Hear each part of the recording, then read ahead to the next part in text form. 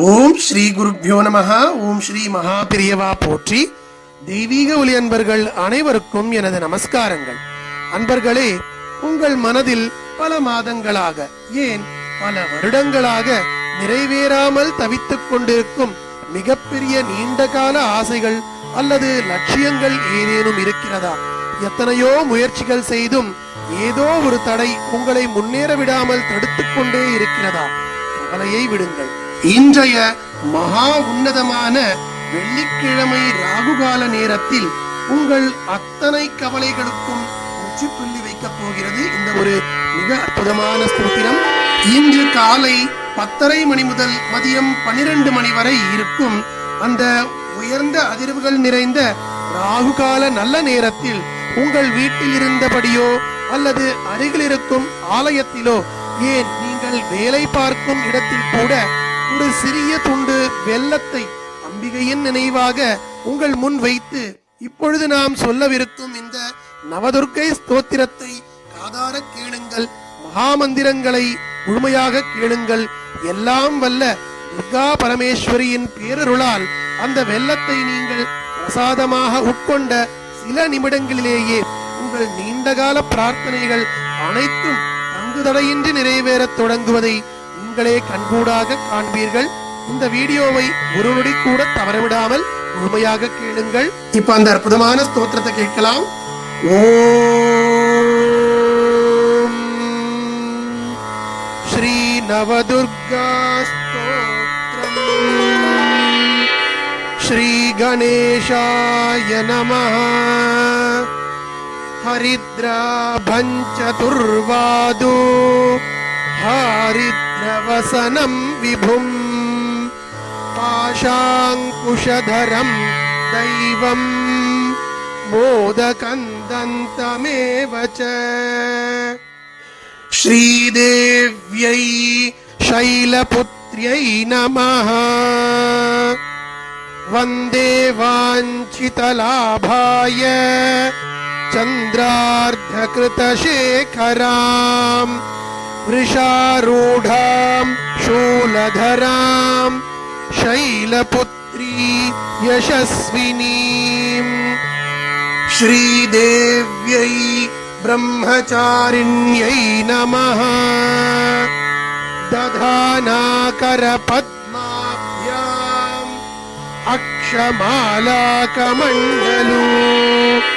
देवी प्रसीदतु मयि ब्रह्मचारिण्यनुत्तमा.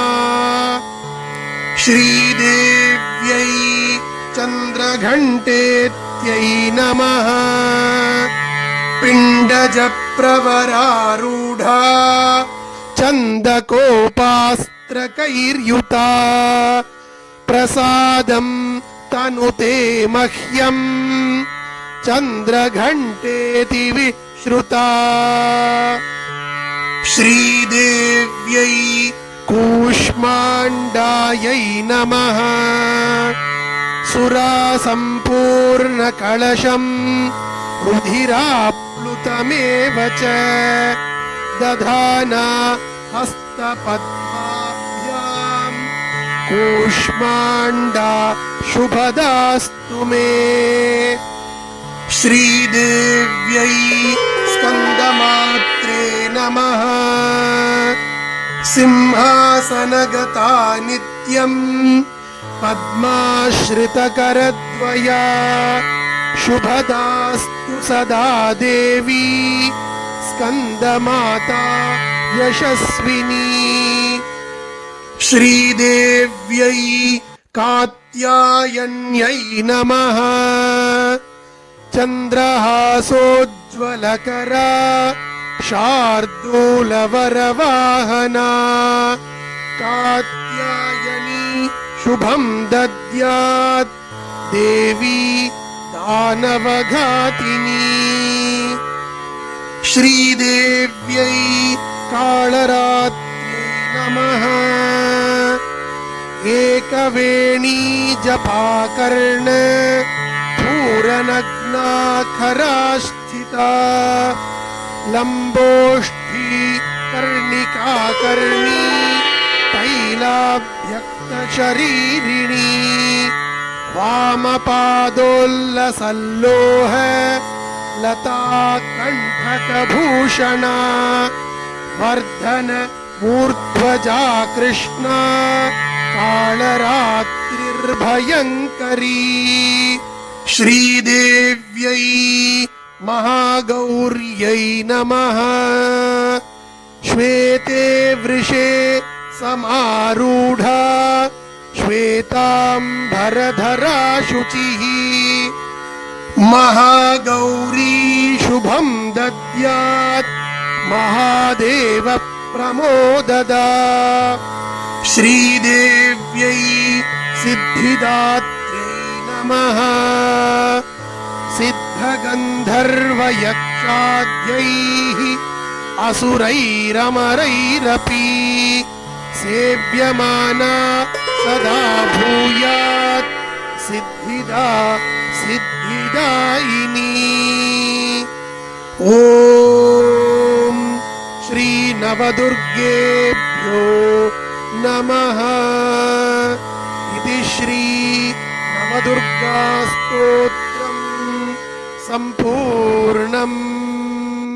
அன்பர்களே, மகா சக்தி வாய்ந்த இந்த நவதுர்கைகளின் 9 வடிவங்களையும் போற்றும் தெய்வீக ஸ்தோத்திரத்தை கேட்டு முடித்த இந்த உன்னதமான தருணத்தில் நீங்கள் நிவேதனமாக வைத்த அந்த வெள்ளத்துண்டை மகா பிரசாதமாக உட்கொள்ளுங்கள். ராகுகால வேளையில் துர்க்கை அம்மனுக்கு உகந்த இந்த எளிய வழிபாட்டை செய்த மாத்திரத்திலேயே உங்கள் வாழ்வில் தேங்கி கிடந்த தடைகள் அனைத்தும் பனி போல விலகும். இல்லத்தில் லட்சுமி கடாட்சமும் வியக்கத்தக்க நல்ல ஆரோக்கியமும் நீங்கள் நீண்ட நாட்களாக எதிர்பார்த்து காத்திருந்த அந்த மிகப்பெரிய நற்செய்தியும் உங்களை தேடி வரும் என்பது திண்ணம். மங்களகரமான துர்காதேவியின் பேரருள் உங்கள் குடும்பத்தை எந்நாளும் கருணாக நின்று காக்க மறக்காமல் நமது தெய்வீக ஒளி பக்கத்தை சப்ஸ்கிரைப் செய்து பெல் ஐகானை அழுத்துங்கள். கமெண்டில் ஓம் ஸ்ரீ துர்காயை நமஹ என்று பக்தி பெருக்கோடு பதிவிடுங்கள். நாளை இன்னொரு அற்புதமான வீடியோவில் பார்க்கலாம். நன்றி. ஸ்ரீ குருப்யோ நமஹ. மகா பெரியவா திருவடிகளே சரணம். தெய்வீக ஒளி எங்கும் பரவட்டும்.